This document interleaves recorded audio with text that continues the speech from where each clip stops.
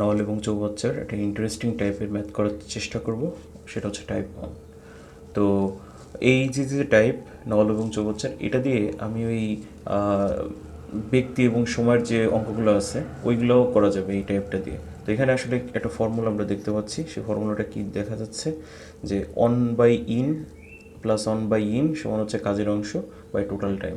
আসলে এই জিনিসটা কী বোঝাচ্ছে? অন বাই ইন মানে এই যে কোনো একটা চৌবাচ্চা বা ট্যাঙ্ক বা যেখানে যা খুশি হোক না কেন, এর মধ্যে হচ্ছে পানি প্রবেশ করতেছে একটা পাইপ দিয়ে, আর আরেকটা পাইপ দিয়েও কি ঢুকতেছে, মানে পূর্ণ করতেছে এরা। যেহেতু এরা কি সেম জাতীয় কাজ, ইন ইন, তাহলে এই কারণে এরা যোগ অবস্থায় আছে।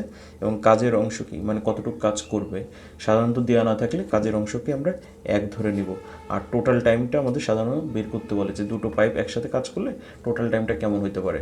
আচ্ছা, এই জিনিসটা যদি শুধুমাত্র মানে দুটো নল দিয়ে হচ্ছে আমার চৌবাচ্চার মধ্যে পানি প্রবেশ করছে, যদি এরকমের না হয়, শুধু বলে যে নল বা নল দিয়ে চৌবাচ্চা থেকে পানি বেরোচ্ছে, সেক্ষেত্রে আউট আউট দিয়ে এই প্লাস একই রেখে এই সেম জিনিস সব কিছু ঠিক রেখে আমরা এই অঙ্কটাই করতে পারবো।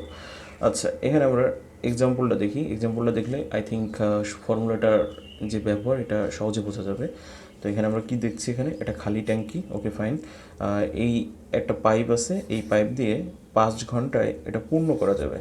আর দ্বিতীয় আর একটা পাইপ, এই পাইপ দিয়ে হচ্ছে 3 ঘন্টায় পূর্ণ করা যাবে। ওকে, তো দুটো পাইপ যদি একত্রে কাজ করে বা ব্যবহার করে, তাহলে ট্যাঙ্কটার অলরেডি হচ্ছে 1/3 অংশ পূর্ণ করা আছে। তো বাকি যে অংশটা থাকবে ওইটা পূর্ণ করতে কত সময় লাগবে, এটা হচ্ছে আমাদেরকে ফাইন্ড আউট করতে হবে। তো এটা আমরা 20 সেকেন্ডসের মধ্যে এমসিকিউগুলো সলভ করতে পারবো। সেটা হচ্ছে কি, আমার কতটুকু পূর্ণ করা আছে, মানে কতটুকু বাকি আছে ওইটা তো আমার পূর্ণ করতে হবে, তো বাকি অংশ আগে বের করে নিতে হবে। তো অতএব আমি সলিউশন যদি লিখি যে পূর্ণ করতে হবে, তাই না, আই মিন কাজের অংশটা আসলে কতটুকু হবে এটা বের করতেছি, পূর্ণ করতে হবে। দ্যাটস মিন আমার তো সম্পূর্ণ কাজকে আমি এক ধরবো, আর অলরেডি করা আছে কতটুকু, 1/3 অংশ। দ্যাটস মিন এটাকে যদি আমরা সিম্পলিফাইড করি, সিম্পলিফাইড করলে আমরা পাবো হচ্ছে 3 বিয়োগ 1/2, সরি 3, 3 অক্ষে 3 মাইনাস 1, 2/3 অংশ হচ্ছে আমার কাজ করবে। তো আমার ফর্মুলার মধ্যে বাদ বাকি মানগুলো আমি বসিয়ে দিই। তো এখানে ফর্মুলাটা কী ছিল লিখে ফেলি। তাহলে প্রথম পাইপ দিয়ে কতক্ষণে, 5 ঘন্টায়, তার 1/5 পুরো যেহেতু প্রবেশ করতেছে, আবার দ্বিতীয় পাইপ থেকে হচ্ছে 3 ঘন্টায় সমান 1/3। কাজের অংশ কত ছিল, 2/3। আর আমার পূর্ণ করতে সময় কত লাগবে, তার মানে টোটাল টাইমটা আমি এখানে টি হিসাবে ধরি। ওকে, তো এখন আমরা এটাকে সিম্পলিফাইড করতে হবে।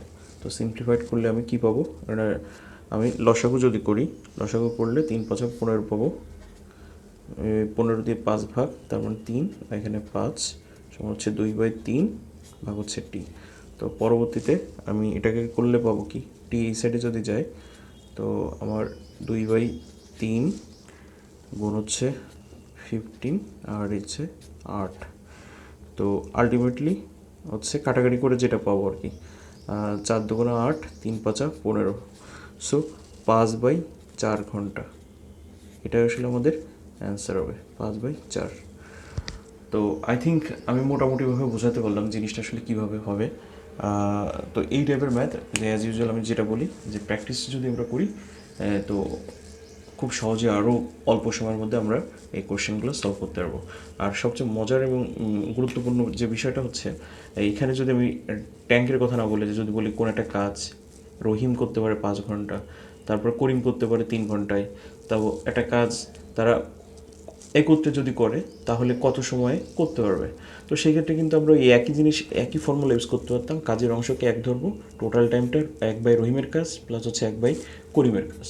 তো এটা যদি বুঝতে অসুবিধা হয়, তো আমরা কাজ এবং সময়ের যে চ্যাপ্টারটা আছে ওইখানে ওই টাইপের ম্যাথসগুলো করার সময় আরও বেশি ক্লিয়ারভাবে বুঝিয়ে দেওয়ার চেষ্টা করব, বা আলাদাভাবে আসলে লেকচার ক্রিয়েট করার চেষ্টা করব। তো মোটামুটিভাবে ফর্মুলা ওইটাই একই, ওইভাবে কাজ করলে হবে আর কি। তো আই থিঙ্ক বোঝাতে পারলাম। ধন্যবাদ সবাইকে।